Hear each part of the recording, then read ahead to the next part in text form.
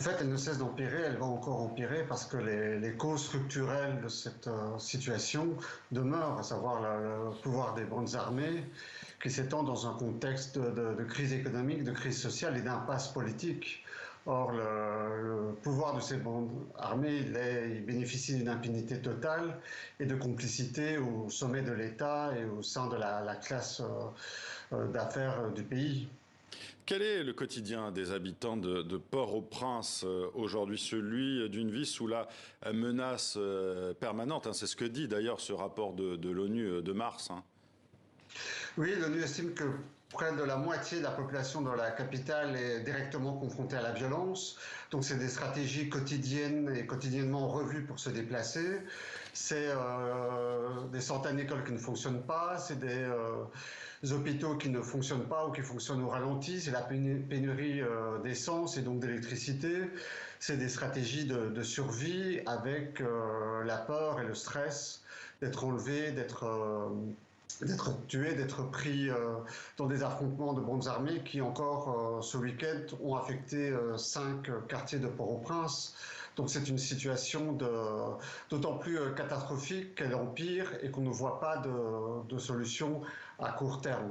Oui, c'est une violence qui flambe avec aussi ce constat, hein, celui de la constitution de groupes d'autodéfense, hein, parmi les habitants haïtiens face à l'absence d'État et pour lutter contre les gangs, eh bien, ils s'arment. Le risque, selon vous, est-ce que ce serait celui d'une guerre civile?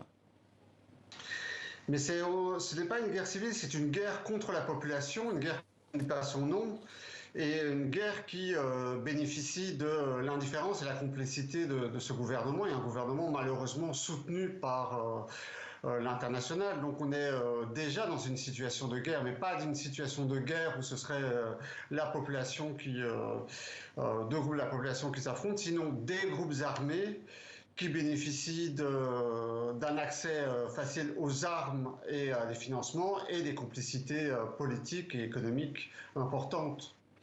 Frédéric Thomas, quelles sont les options politiques aujourd'hui en Haïti après l'assassinat du président Jovenel Moïse? On a parlé beaucoup de nouvelles élections, c'est soutenu bien sûr par les États-Unis. À votre avis, que peut-il se passer désormais? En tout cas, ce qui est sûr, c'est qu'il n'y aura pas d'élection, en tout cas d'élection crédible et démocratique cette année, ni l'année prochaine, tant que ce gouvernement est en place. Donc, quelle est la solution, l'espoir? Il est sur la table depuis plus de 18 mois, c'est l'accord de Montana.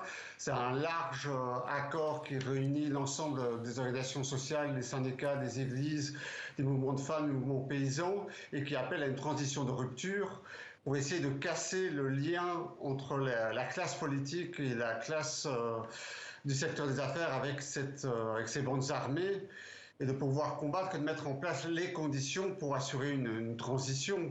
Donc la solution, ou en tout cas les pistes d'une sortie de crise, ils sont sur la table. Malheureusement, ils sont bloqués et par le gouvernement et par la diplomatie internationale qui ne veut pas en entendre parler.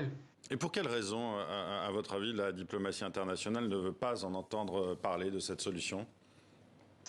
Parce qu'on préfère revenir au vieux réflexe et avoir un pays sous tutelle avec un gouvernement qui, aussi corrompu soit-il, on contrôle plus ou moins, et s'assurer la reproduction d'un statu quo. Et on a peur d'une transition et encore plus d'une rupture qui laisse la porte ouverte à la mise en place d'autres politiques et à des politiques et à un développement qui aille à l'encontre des intérêts de Washington et de l'ONU. Je pense que la diplomatie internationale a peur de reconnaître et son échec et sa responsabilité dans la situation actuelle.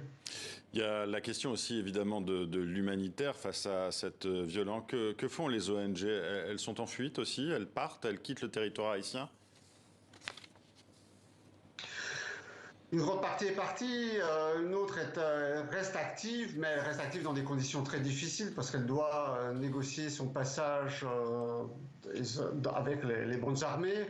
Elle est confrontée elle-même à la violence, à une pénurie d'essence et à une situation qui de toute façon se dégrade. Et donc on est aussi dans une situation où l'humanitaire sert de cache-sexe à un échec de la diplomatie internationale et au soutien inconditionnel à un gouvernement haïtien qui entretient cette crise et qui hypothèque toute sortie de crise.